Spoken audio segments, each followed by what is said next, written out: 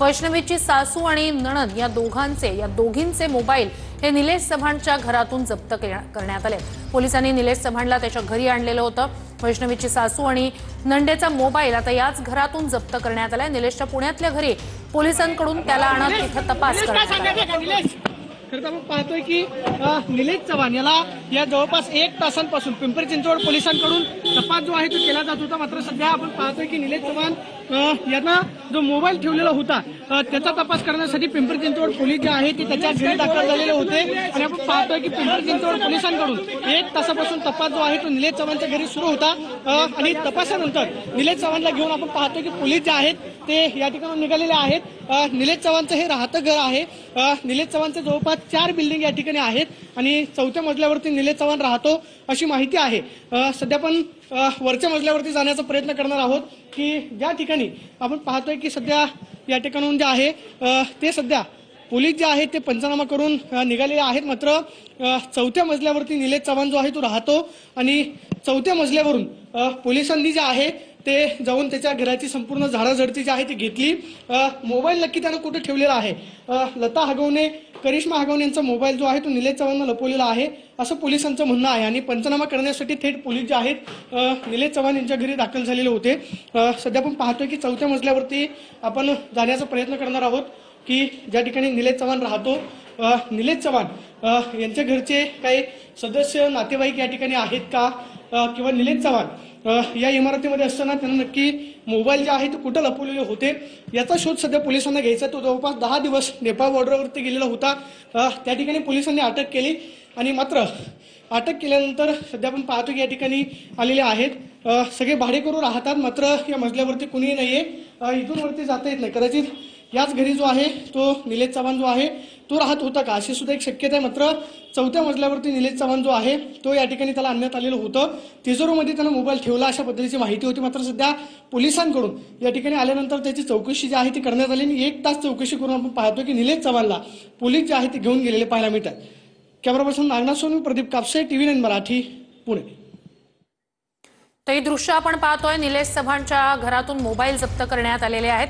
पुण्यातल्या घरी त्याला आणण्यात आलेलं होतं। तिथे तब्बल तासभर तपास करण्यात आला, तिथे त्याची चौकशी करण्यात आली आणि याच निलेश चव्हाणच्या घरातनं 2 मोबाईल जप्त करण्यात आले। वैष्णवीची सासू आणि वैष्णवीची नणंद या दोघींचेही मोबाईल निलेश चव्हाणच्या घरातून जप्त करण्यात आले आणि त्यानंतर आता पोलीस पुन्हा त्याला घेऊन पोलीस स्थानकाकडे निघालेले आहेत। निलेश चव्हाणच्या घरी तपास करण्यात आलेला आहे। त्याच्या पुण्यातल्या घरी पोलिसांनी तपास केलाय। तब्बल तासभर निलेश चव्हाणच्या घरी हा सगळा तपास सुरू होता। पुण्यातलं निलेश चव्हाणचं हे घर ज्या ठिकाणी हा संपूर्ण तपास करण्यात आला। पुढच्या घडामोडीकडे अजित पवारांची राष्ट्रवादी आणि लक्ष्मण हाके यांच्यात जोरदार झुंपली। अजित पवारांना कायम सत्ता कशासाठी हवी असा सवाल हाकेंनी केलाय। यावर राष्ट्रवादीचे प्रवक्ते सूरज चव्हाण यांनी पलटवार केला। लक्ष्मण हाके हा उधारीवर चालणारा माणूस असल्याचं सूरज चव्हाण म्हणाले।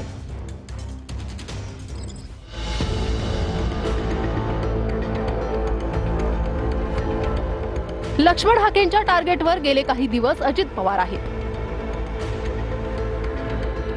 धनंजय मुंडेंच्या विपश्यनेचा आधार घेत हाकेंनी अजित पवारांवर निशाणा साधलाय। अजित पवारांनीही विपश्यनेचा मार्ग स्वीकारावा असा टोला हाकेंनी लगावलाय। अजित पवार सतत सत्तेत कशाला हवेत असा प्रश्न हाकेंनी उपस्थित केला। हा प्रश्न उपस्थित करताना हाकेंनी अजित पवारांच्या पहाटेच्या शपथविधीवरही टोला लगावलाय। राष्ट्रवादीचे प्रवक्ते सूरज चव्हाण यांनी हाकेंना धमकी दिली आहे। खरं तर महाराष्ट्रातल्या राजकारणातल्या अनेक लोकांनी विपश्यना स्वीकारली पाहिजे। नेहमी सत्तेत कशासाठी? 8-10 दिवस सुद्धा सत्तेच्या बाहेर तुम्ही राहू शकत नाही। पहाटे पहाटे जाऊन तुम्ही शपथ घेता। मग असं थोडंसं विपश्यना, थोडीशी ध्यानधारणा या गोष्टी झाल्या पाहिजेत। तुम्ही ह्याच्या पुढे दादावरती जर बोललात तर तुम्हाला जशास तसं उत्तर जिथं भेटल्याच्या नंतर तिथं दिलं जाईल। नक्कीच हे थेट धमकी म्हणावी लक्ष्मण हाके यांना? धमकी नाही, पहिलं आम्ही समजावून सांगतोय अजितदादावर त्यांनी बोलणं टाळावं, अन्यथा त्याला आमच्या नेत्यावर जर बोललं पुढचं काय होईल त्याची जबाबदारी लक्ष्मण हाकेची, त्याची जबाबदारी आमची नाही। एवढंच नव्हे तर राष्ट्रवादीचे प्रवक्ते सूरज चव्हाण यांना हाकेंनी चॅलेंज दिलंय। बारामतीत येतोय खुमखुमी असेल तर अडवून दाखवा असं हाके म्हणाले. तर सूरज चव्हाणच्या अंगातलं एक खुमखुमी असेल तर मी बारामतीमध्ये आज संध्याकाळी येतोय, पंधऱ्याला येतोय, बारामती शहरात येतोय. तुझ्यात आणि तुझ्या अजितदादाच्या कार्यकर्त्यात तू तर लय चिल्लर आहेस. अजितदादाचे जे कोणी कार्यकर्ते असतील सो कॉल्ड, तरी सगळ्यांना माझं चॅलेंज की मी आज बारामतीत येतोय. तुमच्यात दम असेल तर बारामतीत या. हाके, तुम्ही 2 दिवस आधी मला कुठेही सांगा, तुम्हाला अडवण्याची जबाबदारी राष्ट्रवादी युवक काँग्रेसची. तोंडात जेवढा दम आहे तेवढा दम तुम्ही तुमच्या शब्दात पण दाखवा. तुला ह्याच्या पुढे जिथं भेटेल तिथं राष्ट्रवादी काँग्रेस पक्षाच्या वतीनं व्यवस्थित सन्मान करण्याची जबाबदारी माझी. अरे मला ब्रँड अँबॅसेडर करतो जो दारूच्या कारखान्याचा मालक आहे, तुझा नेता, राष्ट्रीय नेता. कारखाना काढलाय तुम्ही, मग आता तुमच्यावर काय बोललं पाहिजे आणि तुमचा ब्रँड सांगायचा का? सूरज चव्हाण, अरे प्रश्नावर बोला ना. उधार की जिंदगी जेनेवाला हाके, उधारीवर जगतो, दारू पिऊन तू सापडतो, देशी दारूचा स्वतः ब्रँड अँबॅसेडर आहे. तू कशाला दुसऱ्याच्या उद्योगधंद्यावर येतो राजा? तू स्वतः दारू पिऊन किती ठिकाणी सापडलाय, किती ठिकाणी मार खाल्लाय ते माहित आहे. तुझा इतिहास भूगोल काढायची जबाबदारी माझी. तू जिथं भेटशील तिथं सन्मान करण्याची जबाबदारी माझी. अजितदादाची नंतर भेट, नंतर पहिले आम्ही आहोत. याआधी हाकेंनी अजित पवार गोचडासारखे अर्थ खात्याला चिकटून बसलेत अशी टीका केली होती. हाकेंच्या या टीकेवर राष्ट्रवादीच्या नेत्यांनीही पलटवार केले होते. तर हाकेंनी अजित पवारांवर सलग टीकेची झोड उठवल्यानं राष्ट्रवादी काँग्रेस आणि हाकेंमध्ये वाद पेटलाय.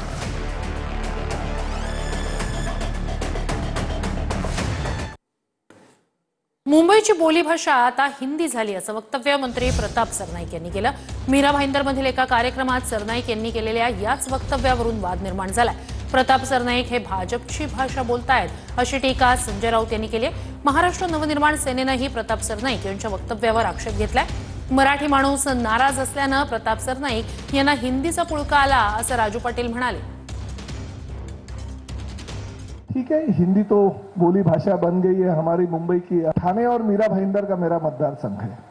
जनता से जब भी बात करता हूं तो प्योर मराठी में बात करता हूं और मीरा भाईंदर की ओर जाता हूं तो मीरा भाईंदर में एंट्री किया तो मेरे मुंह से ऑटोमेटिक हिंदी लैंग्वेज चालू हो जाती है. आजकल हम लोग ऐसे बोलते हैं कि मराठी मेरी मातृभूमि है, मेरी माँ है, मगर हिंदी हमारी लाडली बहन है.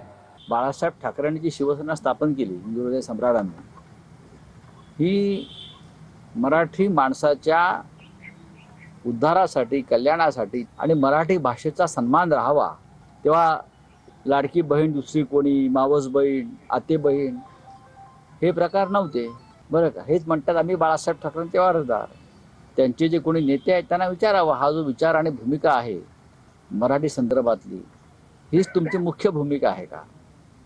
ते जे विचार मांडतात हा भारतीय जनता पक्षाचा विचार, हा अमित शहाचा विचार. आणि मी वारंवार सांगतो यांच्या पक्षाचे नेते अमित शहा आहेत. मीरा भाईंदरचा पट्टा जर पाहिला तर तिथं मॅक्झिमम हिंदी भाषा चालत आहे. दादरमध्ये गुजराती बांधव सुद्धा मराठी बोलतात. सामाजिक जीवनामध्ये हे ॲडजस्टमेंट असते. ज्या लोकांना कळत नाही त्या टायमाला त्यांच्या भाषेमध्ये बोलावं लागतं किंवा त्यांना जे आपली थोडी बहुती कळते त्या टायमाला मराठीतही बोलावं लागतं. असं आहे की त्यांच्या बोलण्याचा अर्थ काय होता, लावला काय, याच्याबद्दल तुम्हाला बघावं लागेल. मराठी तर या महाराष्ट्रातल्या मराठी भाषेला अभिजात दर्जा आपण आपल्या महायुती सरकारने आणि NDA सरकारने माननीय मोदीजींनी दिला आहे. त्यामुळं या वक्तत्वाचं मराठीच्या विरुद्ध आम्ही आहोत किंवा मराठीच्या विरुद्ध प्रताप सरनाईक आहे असं मानण्याचं काही कारण नाही आहे. त्यांचं ते मताचं राजकारण करतात, त्यांचं राजकारण त्यांना लखलं. हिंदी बोलतात की मराठी आई आणि हिंदी मावशी. ही मावशी नाही, हिंदी पोतणा मावशी आहे. हिंदीने किती भाषा, बोली भाषा, तिकडच्या भाषा खाल्लेल्या आहेत उत्तर भारतातल्या, त्या सगळ्यांना माहिती आहेत. आणि हिंदीचा पुळका आहे ना यासाठी आहे की मराठी माणूस यांच्यावर नाराज आहे. लाडक्या बहीणसारख्या योजना, फसव्या योजना आणल्या, त्याच्यानी बाकीची कामं होत नाहीयेत. मराठी माणूस कुठेतरी दूर जातो यांच्यापासून, म्हणून तो लालून चालून चालू आहे त्याचं. मंत्री संजय शिरसाट यांच्या मुलानं 67 कोटींचं हॉटेल घेतलं कसं, असा सवाल अंबादास दानवे यांनी विचारलाय. शिरसाटांचा मुलगा सिद्धांत याचं उत्पन्न 59 लाखांचं आहे, मग 67 कोटींचं हॉटेल कसं घेतलं अशी शंका आज दानवेंनी व्यक्त केली. अंबादास दानवे यांनी पत्रकार परिषदेत सिद्धांत शिरसाट यांच्या इन्कम टॅक्स रिटर्नचे पुरावेच दाखवले. अंबादास दानवे यांच्या आक्षेपानंतर संजय शिरसाट यांनीही पलटवार केलाय. दानवेंनी दलाली करू नये असं शिरसाट म्हणाले. सिद्धांतचं उत्पन्न 59 लाखांचं. 67 कोटींचं हॉटेल कसं घेतलं? शिरसाटांवर दानवेंचे गंभीर आरोप. संजय शिरसाटांच्या मुलानं 67 कोटींचं हॉटेल घेतल्याप्रकरणी अंबादास दानवेंनी गंभीर आरोप केलेत. अंबादास दानवेंनी संजय शिरसाटांचा मुलगा सिद्धांत शिरसाटांचा इन्कम टॅक्स रिटर्न दाखवला. या आयटी रिटर्न नुसार सिद्धांतचं उत्पन्न 59 लाख असल्याचं दानवेंनी म्हटलंय. 59 लाख उत्पन्न असताना सिद्धांत 67 कोटींचं हॉटेल कसं घेऊ शकतो असा प्रश्न दानवेंनी उपस्थित केलाय. दानवेंनी संजय शिरसाटांची निवडणुकीची प्रतिज्ञापत्रही दाखवली आहेत. या प्रतिज्ञापत्रात सिद्धांतचं उत्पन्न 2019 मध्ये 15 लाख दाखवण्यात आलं असं दानवे म्हणाले. 2024 मध्ये सिद्धांतचं उत्पन्न 0 रुपये दाखवल्याचा दावाही दानवेंनी केलाय. तर दानवेंनी हॉटेलमधल्या 5 पार्टनरची नावं सार्वजनिक करण्याचं चॅलेंजही शिरसाट यांना दिलंय. हॉटेलमध्ये 5 पार्टनर सांगतात, मग 2 पार्टनरचीच माहिती असल्याचा आरोप दानवेंनी केलाय. हॉटेलची निविदा काढतानाच अनागोंदी झाल्याचं दानवेंनी म्हटलंय. हॉटेलच्या मुद्द्यावर शिरसाटांनी मराठी लोकांनी व्यवसाय करू नये का असं उत्तर दिलंय. आरोप नाही, सत्यता आहे माझ्याकडे फायली. त्याच्यामुळे मी संजय शिरसाट परवा बोलले होते की याचे 5 पार्टनर आहेत, तर मी त्यांना खुलं आव्हान देतो, 5 पार्टनरचे नाव जाहीर करा. नाही तर कोण कोण पार्टनर आहे मी सांगतो. माझ्याकडे पेपर सगळे उपलब्ध आहेत. माझ्याकडे कोण पार्टनर आहे त्याचे पेपर्स ही फाईल माझ्याजवळ आहे. एवढंच माझं म्हणणं आहे. हे हॉटेलचं टेंडर हे 7 वेळा पहिले निघालेलं आहे आणि टेंडर कोणत्या आदेशावरून निघते? न्यायालयाच्या. तुम्ही न्यायालयापेक्षा मोठे आहात का? आणखीन ॲग्रीमेंट नाही, काही नाही, पहिलेच बोंबलायला सुरुवात केली. किती पार्टनर आहे, काय पार्टनर आहे? तुमच्या पोटात दुखते का? दलाली करताना तुम्हाला लाज नाही वाटत? माझ्या मुलांनी कष्टाचं खावं ही माझी भावना आहे आणि त्याच्यासाठी कोणी काय किती असे आडवेगे आले ना, मी त्यांना मोजतही नाही. तर वेगवेगळ्या वक्तव्यांनी चर्चेत असणाऱ्या कृषी मंत्री माणिकराव कोकाटे यांनी आज नवा वाद ओढवून घेतला. कृषी खातं ही ओसाड गावची पाटीलकी असं कोकाटे म्हणाले. यानंतर सत्ताधारी नेत्यांनी त्यांना जबाबदारीनं बोलण्याचा सल्ला दिला.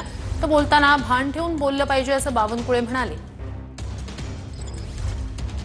आणि जाणीवपूर्वक त्यांनी मला हे या ठिकाणी कृषीचं खातं दिलं. आपल्याला कल्पना आहे ही तशी ओसाडगावचीच पाटीलकी आहे, पण कसं असलं तरी सुद्धा त्यामध्ये सुद्धा चांगलं काम करता येऊ शकतं. हा पण एक आपल्याला हे पण एक उदाहरण आपल्याला महाराष्ट्रामध्ये द्यायचंय. समाजाला वाईट वाटेल असे कुठलेही अपशब्द किंवा असा वाक्यप्रचार होऊ नये आपल्या मंत्रिमंडळाच्या कुठल्याही मंत्र्याकडनं, जेणेकरून समाज मन दुखेल, जेणेकरून शेतकऱ्याच्या जखमेवरचं मीठ तोडलं जाईल किंवा समाजाला वाईट वाटेल असं कुठलंही वर्तन मंत्र्याकडनं अपेक्षित नाही. अशा सूचना आम्हा सर्वांना दिलेल्या आहेत. आता कोकाटेजीबद्दल जे काही बोलले आहेत ते अजितदादा याचा विचार करतील. त्यांना मनात काही नसतं बिचाऱ्यांच्या, तर ते थोडा पहिल्यापासून फटकळ बोलण्याची सवय आहे, त्याला बोलतो. पण मला वाटतं त्याच्या मनात काही नाही, अतिशय मोकळ्या मनाचं आणि मनामध्ये कुठे आडी नाही. मित्र म्हणून सल्ला देताना काही सल्ला दिलाय माणिकरावांना की मंत्री झाल्यानंतर बोलायचं नसतं. किरीट सोमय्यांविरोधात चेंबूरच्या आरसीएफ पोलीस ठाण्याबाहेर डेमोक्रॅटिक फ्रंटच्या कार्यकर्त्यांकडून घोषणाबाजी करण्यात आली. पोलिसांनी कार्यकर्त्यांना ताब्यात घेतलं. अनधिकृत भूमिकांवर कारवाईसाठी सोमय्यांनी पोलिसांना निवेदन दिलं.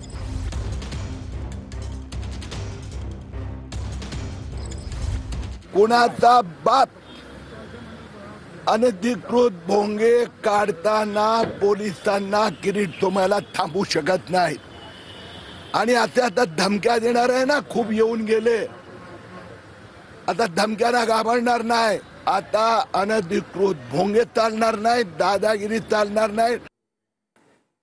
दोन्ही राष्ट्रवादी एकत्र येण्याच्या चर्चांवर बोलणं शरद पवारांनी टाळलं. दोन्ही राष्ट्रवादी एकत्र येणार का असा प्रश्न पत्रकारांनी शरद पवारांना केला.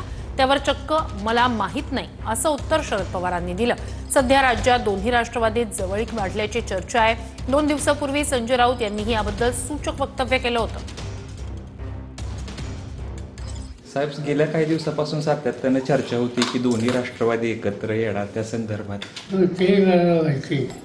साहेब गेल्या काही दिवसापासून सातत्यानं चर्चा होती की दोन्ही राष्ट्रवादी एकत्र येणार, त्या संदर्भात आजपर्यंत या बाबतीतली फक्त चर्चा आहे. वरिष्ठ पातळीवर पवार साहेब असतील, सुप्रियाताई असतील, जयंत पाटील साहेब असतील, यांनी या बाबतीत आम्हाला कुठेही काही सांगितलेलं नाही. शरद पवारांचं एक वक्तव्य आलंय, त्यांना जेव्हा विचारलं की दोन्ही पवार एकत्र येणार का, त्या प्रश्नावर ते म्हणाले की हे मला माहीत नाही. याचाच अर्थ समजून घ्या, शरद पवार साहेब कधी आयुष्यामध्ये पूर्वेला जायचं तर पश्चिमेकडे चाललो म्हणून सांगतात ते.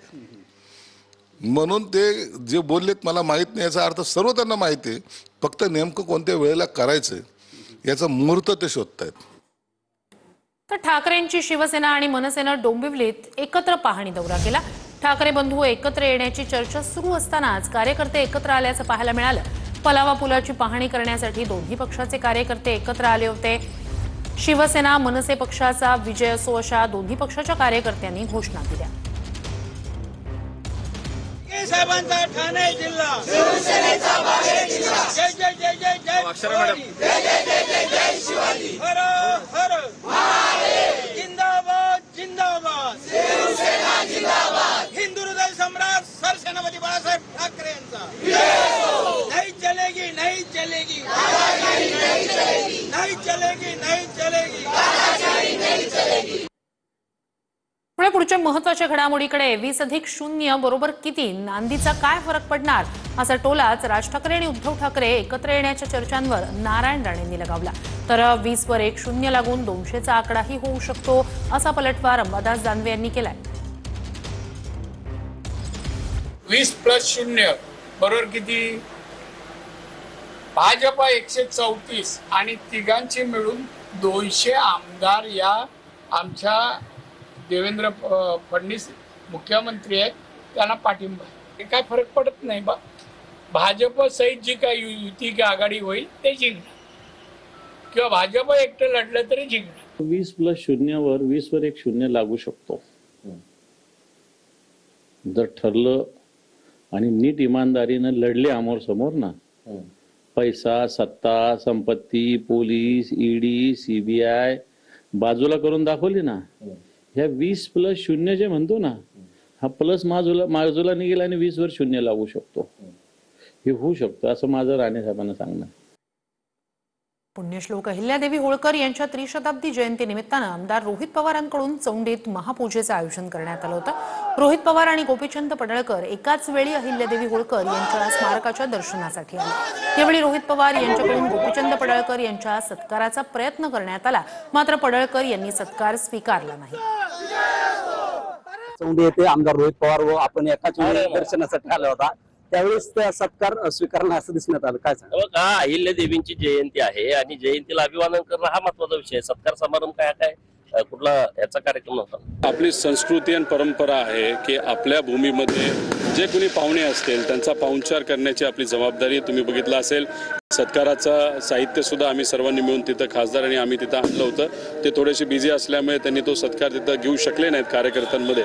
शेवटी आपली एक जबाबदारी असते आणि आपल्या सगळ्याची जबाबदारी काय असते, परंपरा जपणं आणि या पवित्र ठिकाणी वाद न घालता एकोपा काय असतो, बंधुभाव काय असतो आणि सर्वांना एकत्रित पुढच्या महत्वाच्या बातमीकडे. गोकुळच्या अध्यक्षपदासाठी सतेज पाटील यांनीच माझं नाव सुचवलं असं वक्तव्य नावेद मुश्रीफ यांनी केलंय. गोकुळचा चेअरमन मवियाचा की महायुतीचा या प्रश्नावर उत्तर देणं नावेद मुश्रीफ यांनी टाळलं, तर गोकुळचा अध्यक्ष राजर्षी शाहू आघाडीचा अशी प्रतिक्रिया नावेद मुश्रीफ यांनी दिली आहे.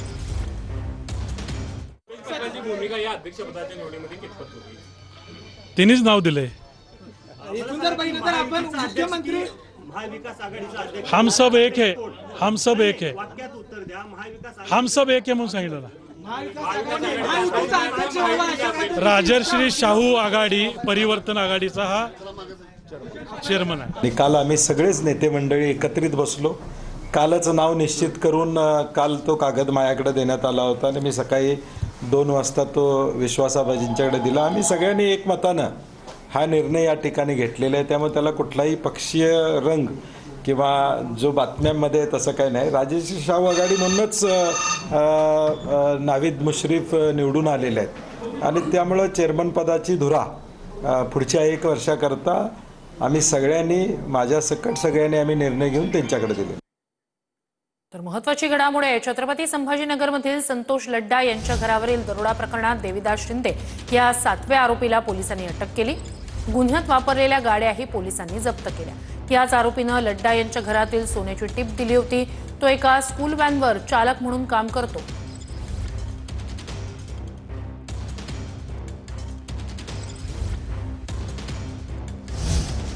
लड्डांचा बालमित्र चंद्रकांत इंगोले यानंच दरोडेखोरांना घरातील सर्व माहिती दिली होती अशी बाब आता समोर आली। यानंतर देविदास शिंदे आणि योगेश हसबे यांच्यात दरोड्याचा कट शिजला होता।